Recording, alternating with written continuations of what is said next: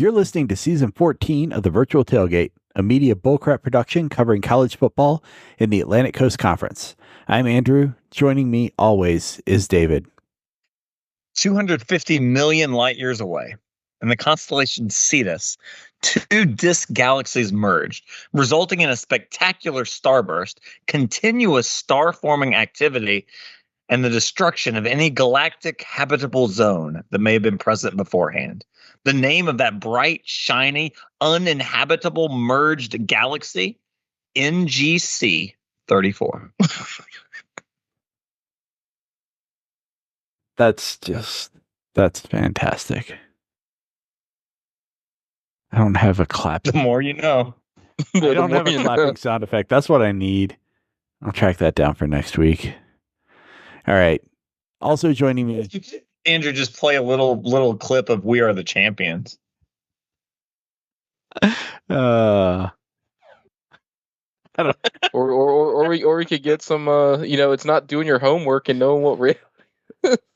Also joining us tonight, we've got Geoff. Well, we're now officially through week one of college football, though it feels like it's been going on for more than 1 week, if memory serves itself. But things have been weird from day one, right? Week 0, just weird. Going to Dublin to play opening weekend, weird. The Florida State Georgia Tech game 2 weeks ago, weird. Florida State BC, weird. Vanderbilt Virginia Tech game, Jared, I think you can tell us. Weird. That was weird. Yeah. There's lots of other things that are weird. Pickles and peanut butter, socks with sandals. Weird Al Yankovic. You know what's not weird? These Tacova work boots. Fine leather, so waterproof you could swim the Atlantic Ocean, drink a Guinness out of it, and put it back on in time for kickoff. Tacova work boots. Walking confident, feeling taller. It's fantastic. Let me know when we're going to get the check from them finally. Also joining us tonight, we've got Jared. And Andrew really crapped all over your promo. Yeah, I mean, I thought it was really well done. Geez, I can't wait for this PSA to come through here, but here we go. The following parody service announcement is from the Virtual Tailgate. Fantasy football draft. Do you say a parenting service announcement?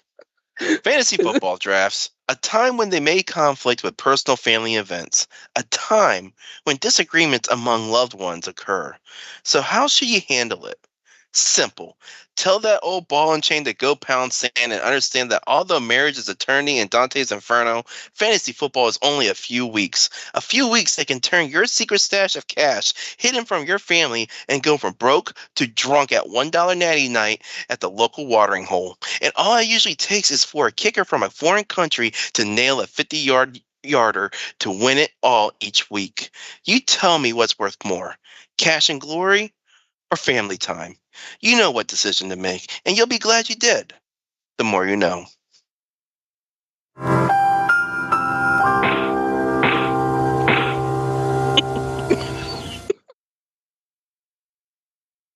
Be sure to join the tailgate on Facebook at Virtual Tailgate or email us at virtualtailgate@mediabullcrap.com. Well, now that we've given you those fine nuggets to digest this week, we'll drop some more knowledge on you this week with our players of the week and some good performances that really stood out. Jared, you want to lead us off with yours? Sure. You know who doesn't get enough credit? Kickers. Like I said in the early PSA up above, kickers are kind of like the player that no one thinks about until they miss a field goal and cost them the game. You know who did not do that? Not the Minnesota kicker, because he did. It was Noah Burnett, the UNC kicker. He was 4 for 4, including the go-ahead and long of 52 yards to hold on and beat the Gophers, 1917, on Friday night. And we all got to watch that glorious premature fireworks celebration for Minnesota that was for nothing because they miscalculated that. But props to the kicker. 4 for 4 is nothing to sneeze at, especially when you score 12 of the 19 points. So give credit where credit is due. All right. Well, Jared, dropping some credit for the kickers this week. I think the rest of us might be going a more traditional route. Andrew, who do you have for your player of the week? Right. Well, not perfectly traditional, but Thomas Castellanos had a really good game for BC. Quarterback with only 106 passing yards on the game, but that included 2 of BC's touchdowns. He also rushed for, again, only 73 yards, but added another touchdown. Really took command of the offense on the Boston College side and ran right over the Florida State Seminoles, handing them their devastating second loss of the season. All right, and David, I think you have a similar position in mind here, but your player, I think you could say that maybe he rocked them like a hurricane. I think you could. So this was a week where I know a lot of the attention nationally has been on Florida State's struggles in that game against BC that Andrew just mentioned. A little bit of attention on the Hokies stumbling down in Nashville. But the real truth is there were some incredible performances by players in the ACC, and we're kind of highlighting those. And none was any more impressive than Miami's victory on the road over in-state rival Florida. And at the helm for that, transfer quarterback Cam Ward ended the day 26 of 35 through the air, 385 yards, 3 touchdowns.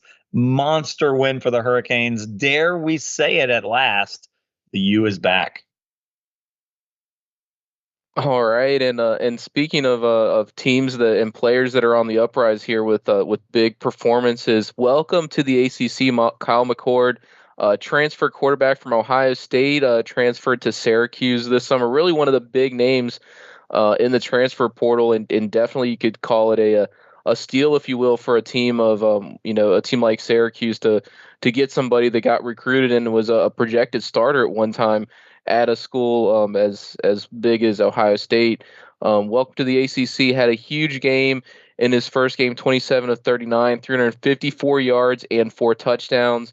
In a 38-22 win over Ohio, not the State, to start the season. 38-22, not the biggest margin of victory. Was a close game early in the second half. Actually was 17-16 early in the second half before the Qs went on a 21-0 run to extend that lead a little bit. So obviously it's the first week of the season. A lot to be seen what Syracuse and company bring the rest of the year, but certainly Kyle McCord, a big transfer, a guy with a lot of hype, coming especially to a school like Syracuse. We'll see what he can do going through this first run through the ACC. All right, Geoff, well done and well put. Now let's run down the teams with this year's current power rankings here on the Virtual Tailgate. In our top 5, we have at number 5, jumping up 9 spots after their fantastic win down at Tallahassee, the Boston College Eagles. They beat Florida State, obviously 28-13, and well, they get to say this to most of the conference. Come on, you damn bird! Come and get me! Most of the conference. Oh shoot! When I'm muted, it we were doing so well, guys. There. Come on, you damn bird! Come and get me! I was just sitting there listening to it play while I was muted. That was fantastic. At number 4, we have Southern Methodist. Didn't really move up or down the power rankings, but they took care of business. A 59-7 win over HCU. Number 3, Miami. The Canes are in the top 5 of our power rankings here. I guess we're a little late to the party according to the mass media. We are just a little bit hesitant to put the Canes in their respective position until we see something. We're not saying the Hurricanes are the 3rd best team in this conference. We're just saying the rest of the conference is garbage. Jumping up 4 spots, 41-17 win over Florida. Number 2 is the Yellow Jackets. They took care of Georgia State, 35-12. They're 2-0 for the season, with one of those wins being against Florida State in Dublin. And at number 1, we still have the Louisville Cardinals staying pat from our preseason power rankings after their 62-0 win over Austin Peay. Now let's go to our bottom 3. We need a drop for the number 1 team since they're in they're the culmination now. I'm thinking this. Outstanding athletes. Don't you think? I mean, why not? Anyhow, Prove that. Bottom 3. Number 15, we got UVA jumping up a spot in the power rankings from 16 after their 34-13 win over Richmond. At number 16, welcome to the bottom tier here, matey. Florida State dropping 7 spots, 0-2 for the season, 0-2 in conference play after their 28-13 loss at Boston College on Monday night. The Seminoles look lost, confused, and quite honestly, many have to wonder at this point, what the hell is going on down at Tallahassee and Mark Norvell's team?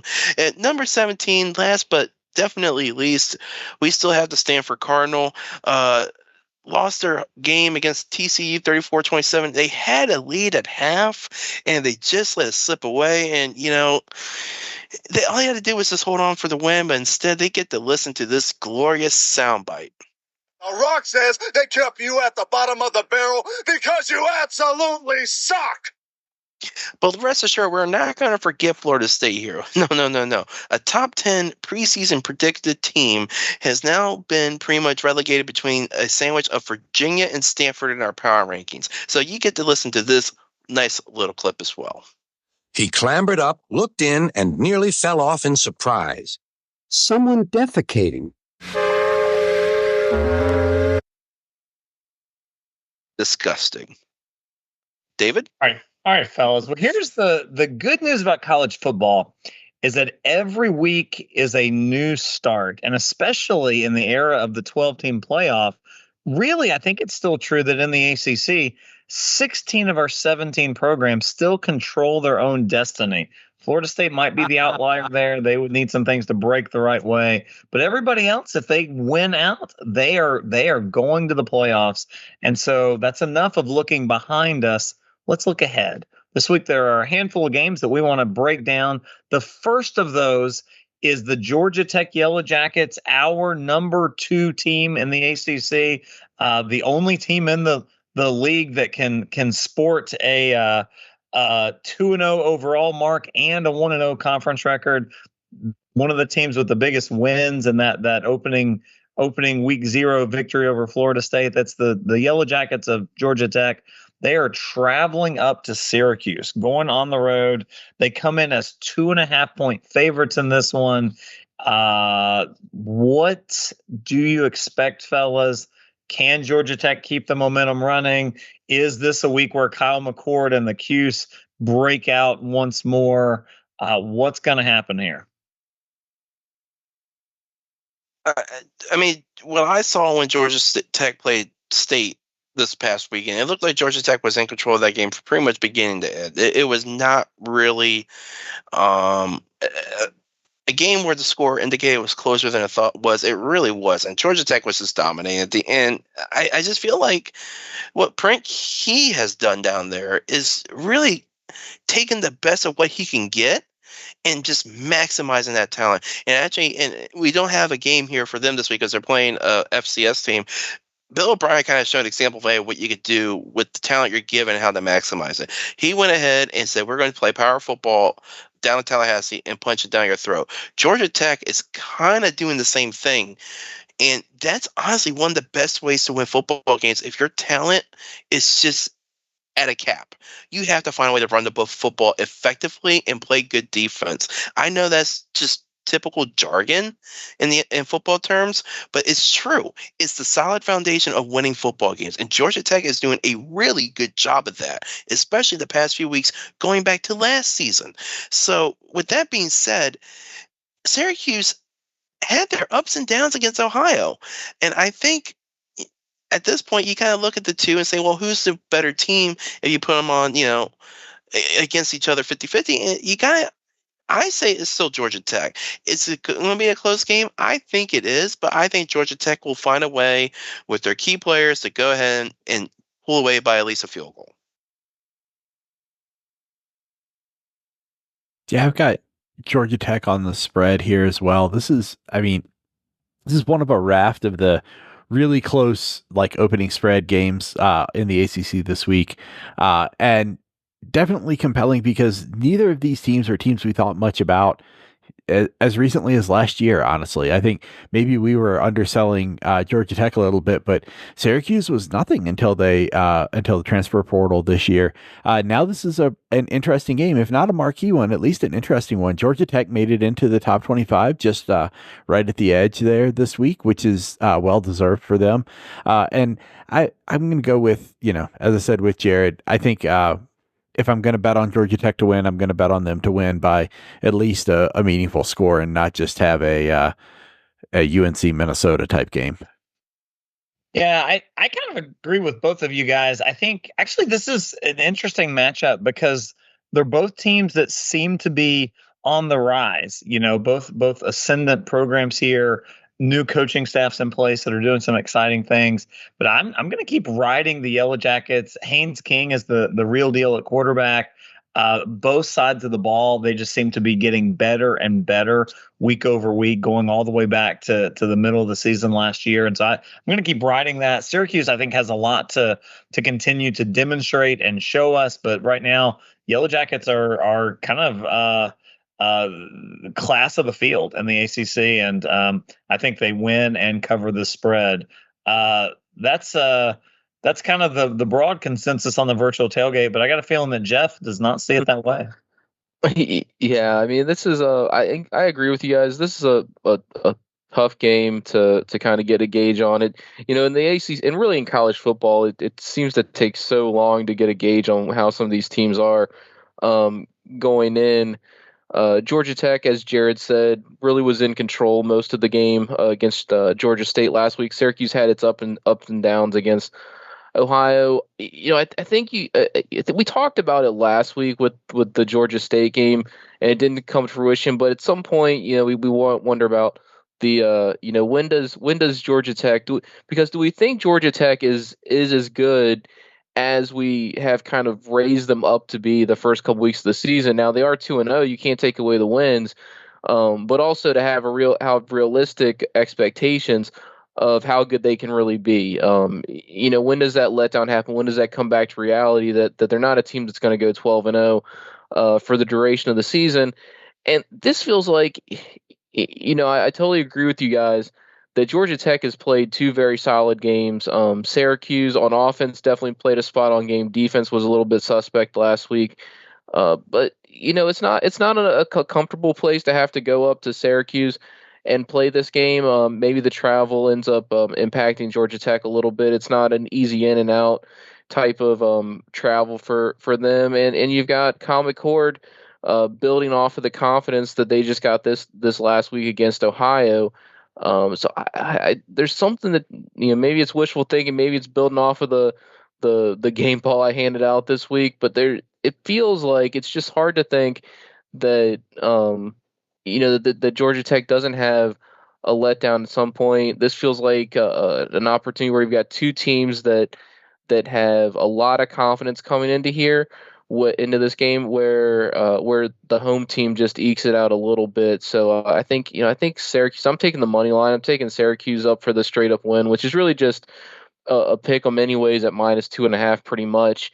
But I'm going to pick Syracuse to pull this one out and really see if they can make the ACC exciting.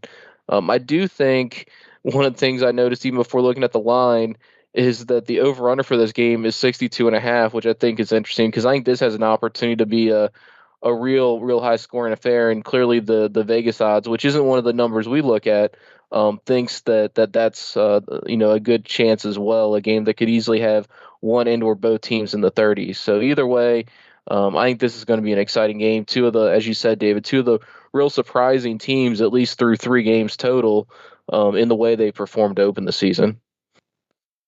All right. Well, speaking of surprises, perhaps one of the teams that really has struggled out of the gate, the Clemson Tigers. They traveled down to play a quote unquote neutral site game against the Georgia Bulldogs in the Kickoff Classic, and they got their lunch handed to them by the Bulldogs.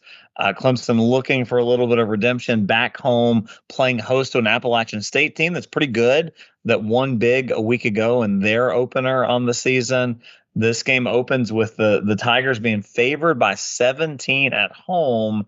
I am not so sure about that. Personally, I don't know that I see App State winning the game. I think Clemson, at some point, their talent has to shine through. And even if they're not quite putting it all together, there's still incredible recruited talent on both sides of the ball there. And I think that's enough to get the win. But I really, really like App State to cover here. 17 is a big point spread. Appalachian State has demonstrated that they can put points on the board. I'm not at all clear that Clemson can score enough to cover that kind of spread. So give me App State and the points in this one. Guys, what do you see? Yeah, I mean, I'll kind of like go with that. Not quite as not quite as bullish on App State as you are, because yeah, I kind of feel the same way this week for this game as I did against the Florida with the Florida State BC game last week, which we saw how that all turned out. But this is a game where I think you're right. I think that Clemson, that the talent has to show through at some point, or else things are going to get really, really hot in in Death Valley, just like they are down in Tallahassee right now for Mike Norvell and company. Last week I kind of took a flyer and said, hey, Florida State's gonna cover the spread because they're gonna come out and make a statement, and they ended up losing the game straight up. Obviously I got burned on that one. This one I feel the same way. This is a gut check game for Clemson, and to me it feels like a game that they're gonna find a way to win this game one way or another. I mean, at the end of the day, App State does have to go to Clemson for this game. Clemson, we know, has to have the better talent on the team. Not to knock anything that App State puts together. The recruiting just is what it is. But I'm not sure. This is one of those, either Clemson ekes out the win, or they really put it together and show, and really recover from that really punch in the face that they got against Georgia last week. So I just don't really know. I've got Clemson one way or another. I've got them on the money line. I just don't have a feel for if it's going to be close or a blowout. But I think a couple other people may have some different opinions.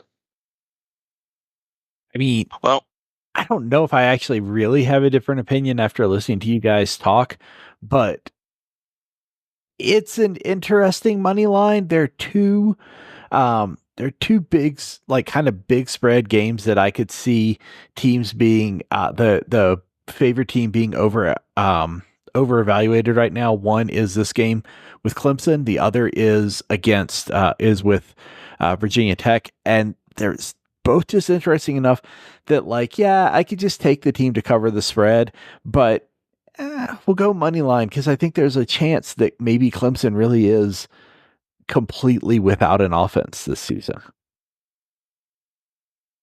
yeah, and honestly, I have App State too with the money line. I don't think Clemson's that good. I really don't. Listen, at the end of the day, I understand it's Georgia. I understand it's the best team in the country, or we also think it is the best team in the country right now. But even younger teams have found a way to at least get productive yards and more points against that Bulldogs defense. Now, if they go out here and they are proven to be the greatest defense of all time, then we can revisit this conversation. But you got to look at it at the end of the day is that most bad offenses can get about 10 to 14 points a game, period, no matter how bad they are. If Clemson can't even get to that point, even against a team like Georgia, it's going to be rough sledding for any time they face another defense that's even going to be not as good as them. I just don't think the Clemson's good right now. I think they're probably going to be proven at the end of the year a 6-6 team if they're lucky, and at the bottom tier of our power rankings. I just don't see it right now with this group, and I think it's because, looking back on it, Dabo has not taken the transfer portal seriously like he needs to if he wants to survive another year down at Death Valley. I never thought I'd be saying those words, but Dabo has got to change his whole philosophy of being a head coach in college football in the year 2024 and beyond if he wants to be relevant for the future. But until that happens, give me App State to win outright. Oh, Jared really went there. I thought Andrew's point was a good one, that it wasn't so much that you necessarily believe that App State would win this. It's just a really good bet. And in terms of the competition we've got going on, it's a feasible outcome and would earn a lot of money. Jared actually seems to really believe it's going to happen. Yeah, I do. Jared went full on. Tyler, Yeah. and you're part of the problem.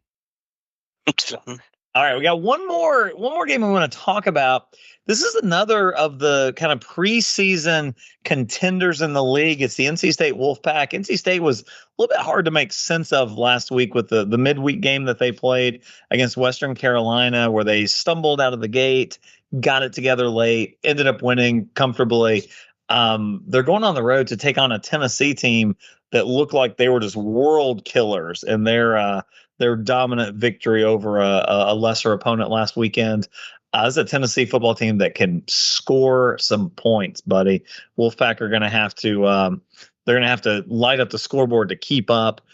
This game there in Knoxville has the Vols as 6.5 point favorites.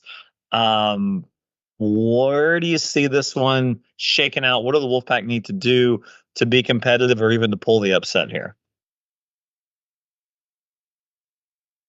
Well, probably getting on the bus and realizing you don't have to play at Tennessee is a good start.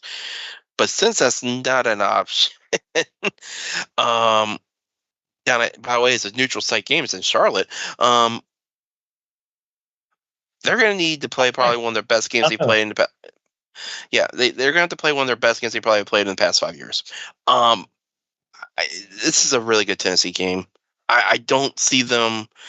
I think they're a dark horse for the college football playoff. I really do. I mean, you can't ignore the power of the SEC. Now, of course, Tennessee's got to take care of, you got to go through Georgia, Bama even.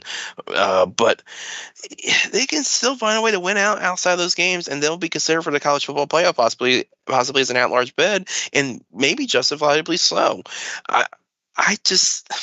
It comes down to pure talent at the end of the day.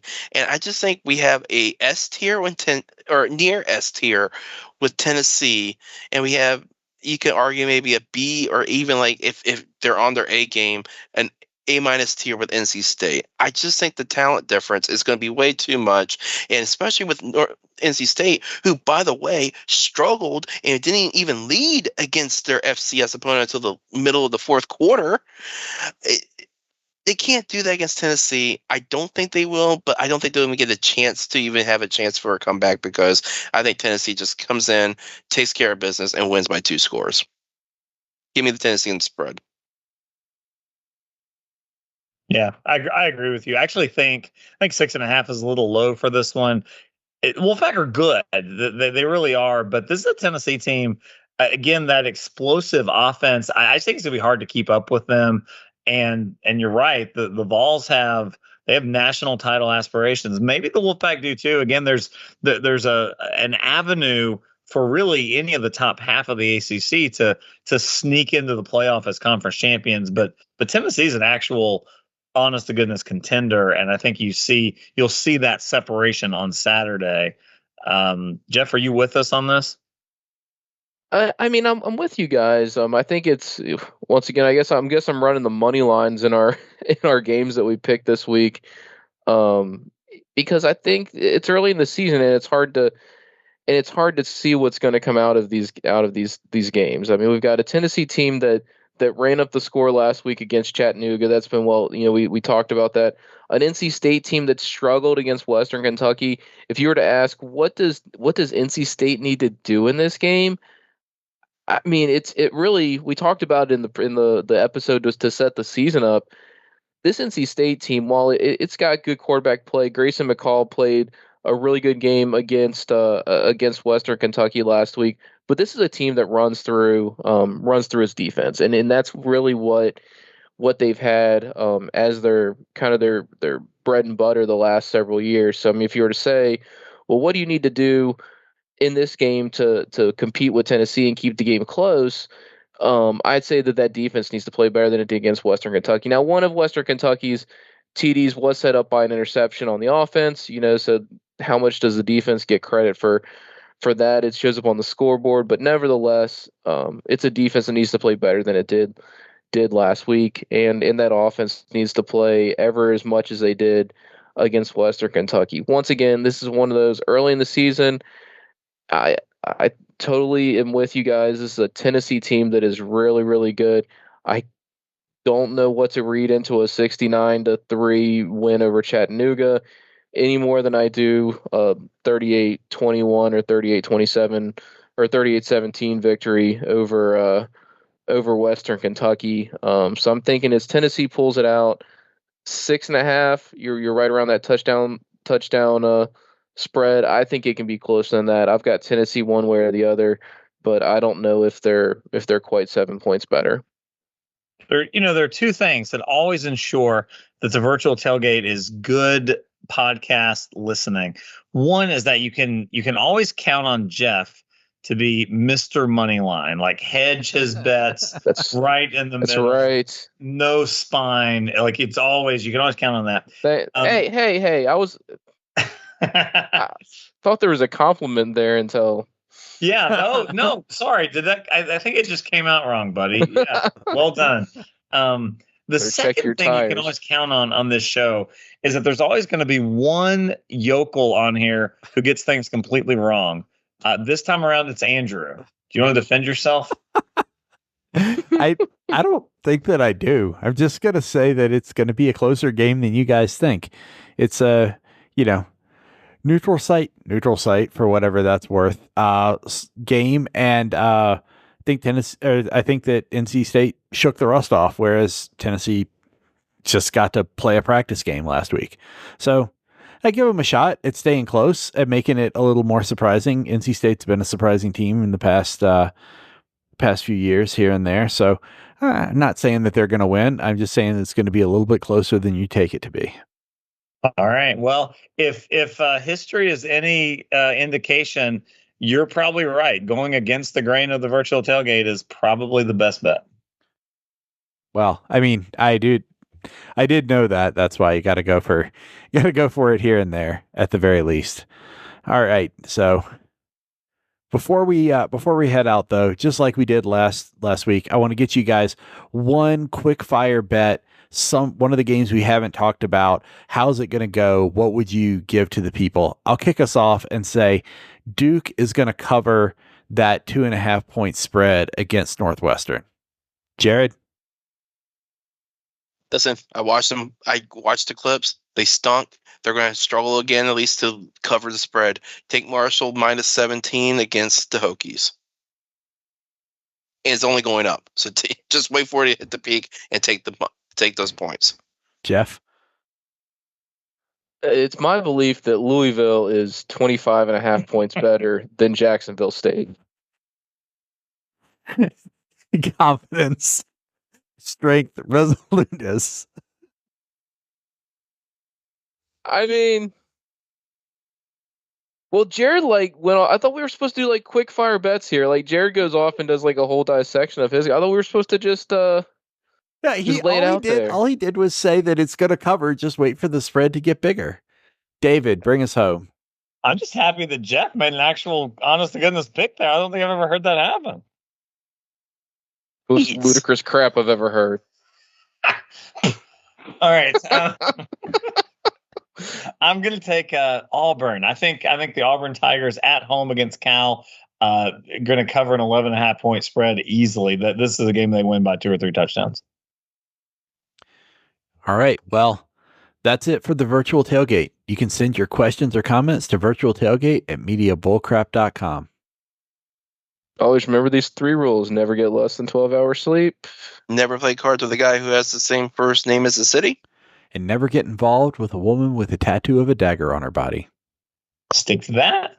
Everything else is cream cheese. How do you think I afford these Tacovas?